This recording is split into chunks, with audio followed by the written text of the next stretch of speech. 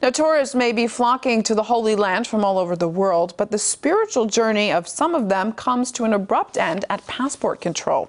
That's right. Israeli airport security is being accused of overstepping its authority by demanding access to people's private data in an attempt to prevent terrorists from sneaking into the country. RT's Paula Slier reports. They come in their millions to touch the Holy Land. Many leave frustrated, seeing little more than the airport.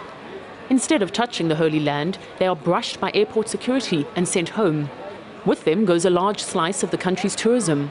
Sandra Tamari from Illinois in the United States was one of the disappointed.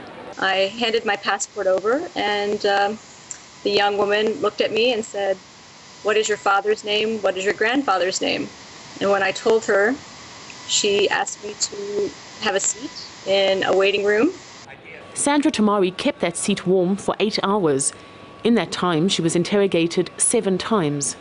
And then the questions became focused on my email and would I log into my Gmail account. And when I refused to log into my Gmail account, that's when the accusations of me hiding something sinister started. I was asked very plainly, "Are you a terrorist?" And I didn't know whether to take them seriously or to laugh. Israeli airport security was as serious as it could be. They didn't believe her story of coming to visit family and taking part in an interfaith conference. They also knew she'd been involved in campaigns calling for boycotts and disinvestment from Israel. A day later, she was on a plane back to the United States. Sandra's experience is not unique. There are many more who have suffered in the same way.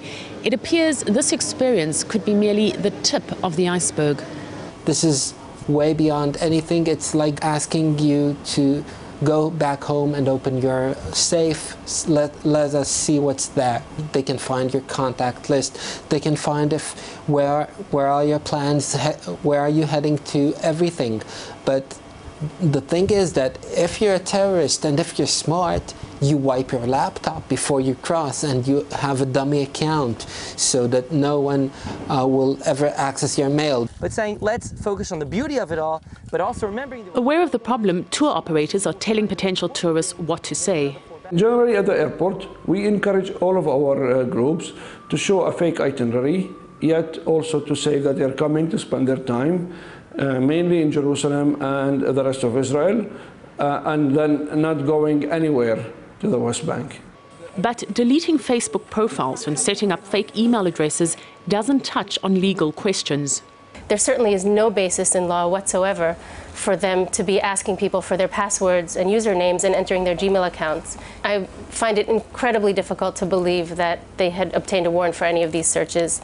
And so I think it would be very difficult to find a basis in Israeli law for this kind of search.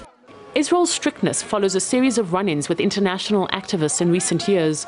Hundreds of pro-Palestinian demonstrators were stopped from flying into the country recently, as Israel tightens its grip on who can and cannot step foot in the Holy Land. Paula Slier, RT, Tel Aviv.